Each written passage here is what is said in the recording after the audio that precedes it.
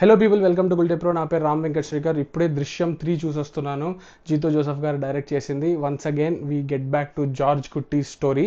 మళ్ళీ ఫ్యామిలీకి ఒక ప్రాబ్లము. ఆల్రెడీ 12 ఏళ్ల క్రితం జరిగిన ఆ ఇన్సిడెంట్ యొక్క కాన్సిక్వెన్సెస్ ఇంకా ఆ ఫ్యామిలీని వేధిస్తూనే ఉన్నాయి. సో ఈసారి ఏ రూపంలో ప్రాబ్లం అనేది వచ్చింది, ఈసారి ఆయన ఛాలెంజెస్ ఏంటి, ఈసారి ఫ్యామిలీని, కూతుర్ని, తనని ఎలా కాపాడుకుంటాడు ఫ్యామిలీ మొత్తాన్ని అనేది దృశ్యం 3. ఆబ్వియస్లీ మీరు ట్రైలర్ చూస్తే కూడా అదే, the past is catching up. అనుకున్న డైరెక్షన్లో వెళ్ళలేదు సినిమా.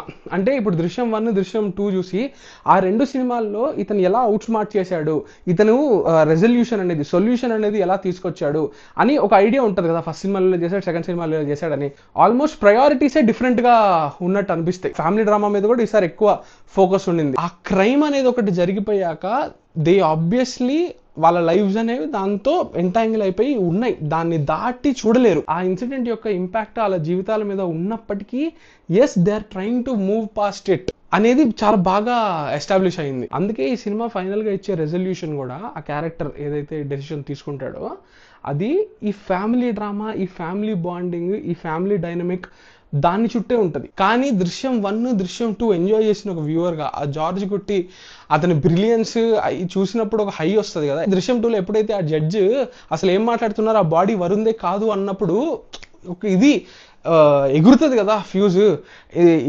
ఏం ప్లాన్ చేశాడు జార్జ్ కుట్టి అని.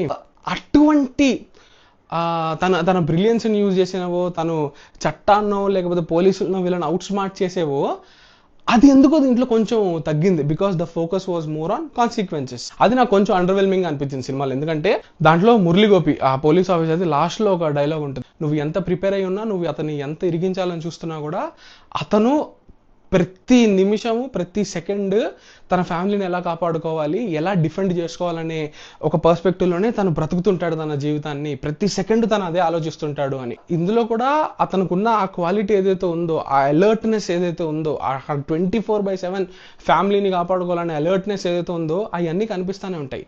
కానీ ఆ బ్రిలియన్స్ ఉంది కదా, ఆ అవుట్ స్మార్ట్ చేసే బ్రిలియన్స్, అది కొన్ని హై మూమెంట్స్ ఇస్తుంది కదా, అది ఇక్కడ తగ్గింది. Last 45 to 50 minutes super engaging.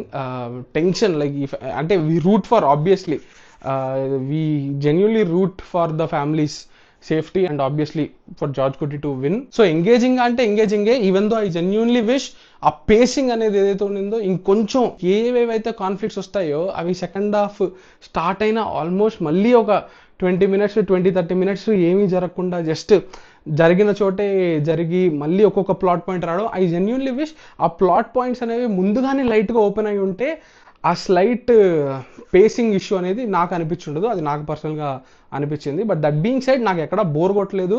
I was thoroughly engaged. మనకి సీక్వెన్స్గా మాట్లాడుకోవడం అలవాటు అయిపోయింది కదా. Drishyam 3 surprisingly one of those films. It's like a mood piece అనమాట.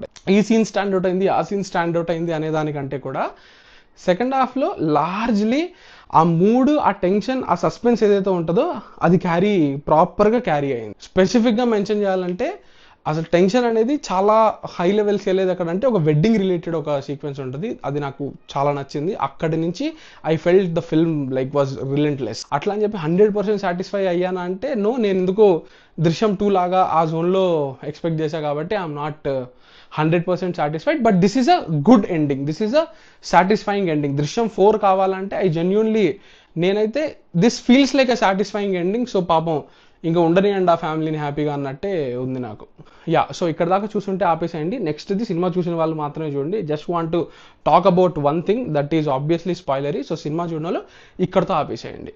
సినిమా చూసిన వాళ్ళు మేబీ వాళ్ళకి ఆబ్వియస్లీ తెలుస్తుంది కాబట్టి. నాకు సినిమాలో నచ్చింది ఏంటంటే పార్ట్ 1 అండ్ పార్ట్ 2లో జార్జ్ కుట్టి ఎప్పుడు కూడా he's always plotting, he's always scheming, he's always preparing for his defence కదా. పార్ట్ 3 అనేది ప్లానింగ్ అదంతా ఉన్నప్పటికీ it's about how his instincts work.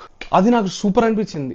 క్లైమాక్స్లో ఏదైతే జరుగుతుందో ప్లానింగ్ వల్లనో స్కీమింగ్ వల్లనో కాదు, తను ఇన్స్టింక్ట్తో చేసింది, ఇన్స్టెంట్గా ఆ మూమెంట్లో చేసేది ఉంది కదా, అది నాకు చాలా సినిమాకి, ఆ క్యారెక్టర్కి చాలా వాల్యూని ఇచ్చింది.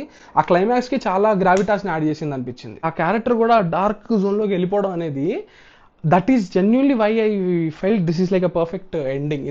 ఇంతకంటే క్యారెక్టర్ని లాగడం అనేది ఇంకా ఆల్రెడీ ఇందులోనే కొంచెం వాడినవి రిపిటేటివ్ అయిపోయిన ఫీల్ కలిగింది. అది లాగితే ఇంకా ఎక్కువ రిపీట్ అయిపోద్దేమో అనే ఫీలింగ్ వస్తుంది. కాబట్టి this felt like a very good ending for the series and the character. Yeah, so అది thank you. That's it from this review. Do subscribe to Gulte for more reviews and interviews. Thank you.